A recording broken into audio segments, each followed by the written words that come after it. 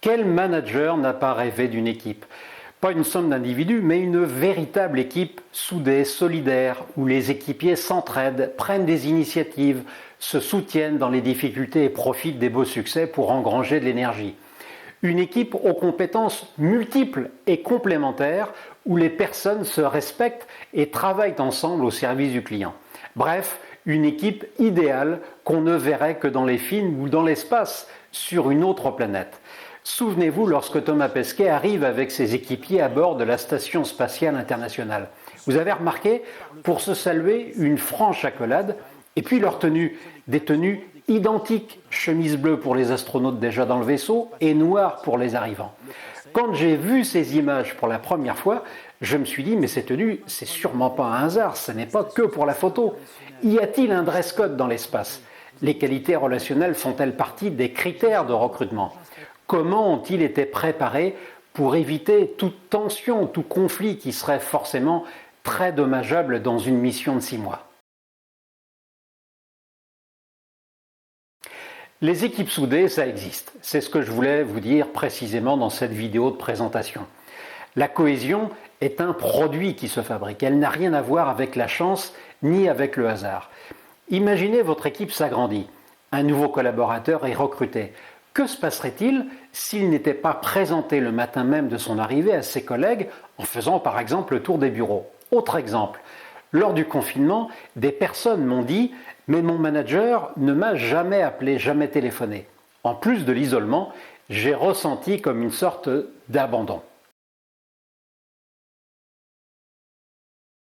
La plupart du temps, lorsqu'un manager prend la responsabilité d'une équipe, il a le réflexe de travailler avant tout l'organisation. Des fiches de poste, on sait qui fait quoi, un organigramme, des procédures. Il a raison, mais ça ne suffit pas. On voit ici que l'attention accordée à l'atteinte de l'objectif a typiquement été plus importante que la manière dont une équipe interagit pour atteindre cet objectif. L'interaction entre les membres de l'équipe, c'est ça la clé. En d'autres termes, en plus de mettre l'accent sur ce que les équipiers doivent réaliser, il importe également de sensibiliser leurs membres à la manière dont ils collaborent. Nous parlons ici des dynamiques interpersonnelles et des relations au sein d'une équipe.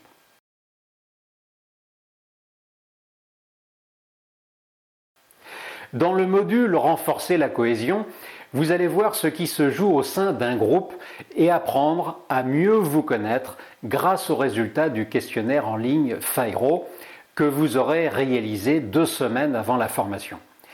J'ai une question maintenant à vous poser. Qu'est-ce qui est pour vous le plus essentiel dans la vie? Être quelqu'un d'important, être quelqu'un de compétent ou être quelqu'un d'aimé? Il n'y a pas de bonne ou de mauvaise réponse. Important, compétent ou aimé. Alors vous vous demandez certainement quel est le rapport avec la cohésion. Voici un élément de réponse.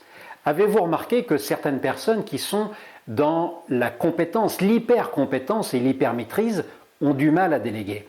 Comment prenez-vous vos décisions? Seul, avec votre équipe? Et puis comment gérez-vous les conflits d'intérêts? Comprendre et accepter l'idée que d'autres puissent prendre les commandes, c'est déjà faire un grand pas vers la cohésion. Alors cet outil FIRO qui est au cœur de ce module permet de mieux gérer son propre comportement et son impact, d'appréhender les sources de blocage et de conflits et d'envisager des solutions possibles. Nous travaillerons avec des études de cas sur les 3 éléments majeurs qui permettent de construire une équipe soudée. Vous repartirez de la formation avec des pistes d'action très concrètes pour renforcer la cohésion de votre équipe. Je vous dis donc à très bientôt.